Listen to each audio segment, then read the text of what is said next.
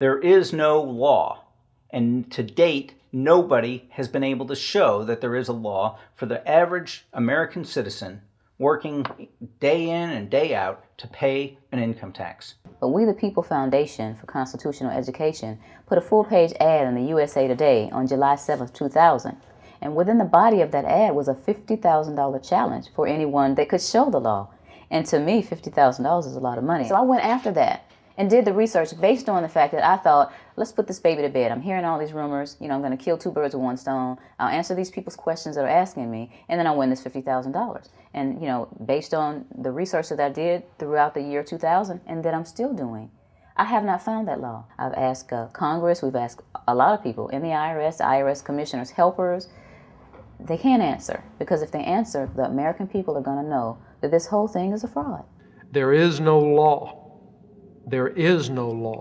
that requires the average American worker in the private sector to pay a direct, unapportioned tax on their labor and compensation for services. There is no law. I really expected that, of course, there's a law that you can point to in the law book, the code, that requires you to file a tax return. Of course there is.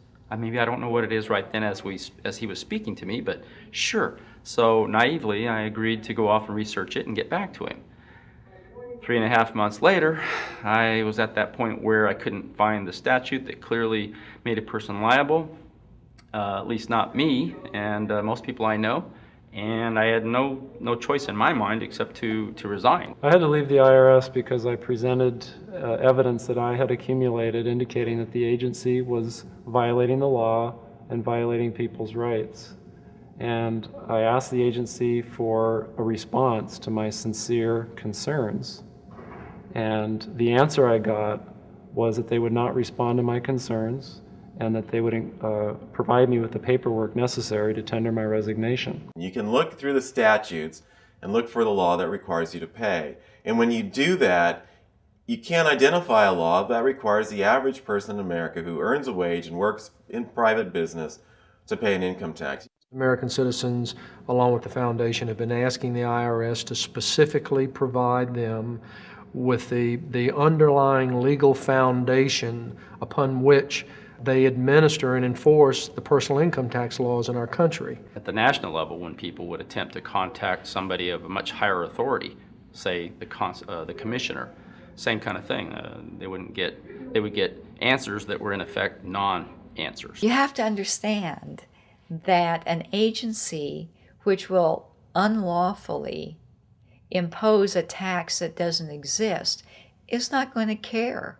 If we, the people, don't know what our rights are, they're not going to tell us. If Americans just learned that the IRS was actually knowingly deceiving them, that would be enough for them to rise up and put a stop to it. 100% of what is collected is absorbed solely by interest on the federal debt. All individual income tax revenues are gone before 1 nickel is spent on the services taxpayers expect from government. People have been told, that you need this income tax system to fund government, which is absolutely ridiculous.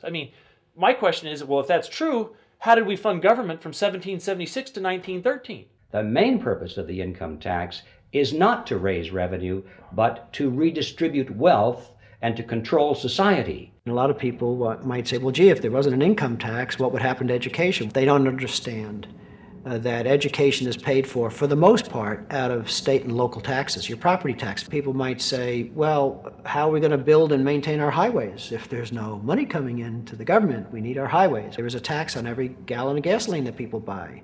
Proceeds from the income tax do not pay for highway construction. I believe that in both spirit and substance, our tax system has come to be un-American. Death and taxes may be inevitable, but unjust taxes are not. This small booklet includes the Constitution of the United States, the Bill of Rights, the Declaration of Independence.